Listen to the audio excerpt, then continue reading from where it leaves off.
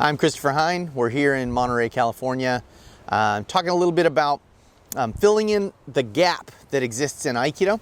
So I think most people have a pretty good idea of what the Aikido philosophy is, right? And so there's still a lot of stuff to be hashed out with that, right? It's not perfect. We don't exactly have nailed down what we think the philosophy is, but we know the philosophy has something to do with, maybe some kind of peaceful martial art where the idea is to not hurt the other person and still be able to protect myself. And these are the kinds of things that differentiates Aikido from other martial arts systems, right? So maybe not the idea of just beating the heck out of somebody, but instead being able to defend myself in a way that doesn't hurt someone else ideally. So that's kind of the philosophy. And a lot of people talk about the philosophy. So even if it's not completely hammered out for you, there's lots of guys you can read who will kind of give you a good idea of the philosophy.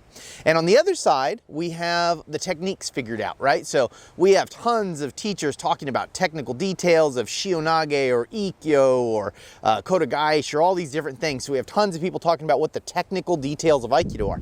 The problem is there's a giant field in the middle that exists that we don't really know anything about. So my approach to Aikido, what I've spent a lot of my time doing is trying to fill in that middle section, right? So how do we make those techniques fit our philosophy, and why does our philosophy need to have those techniques? So what's all that stuff in the middle?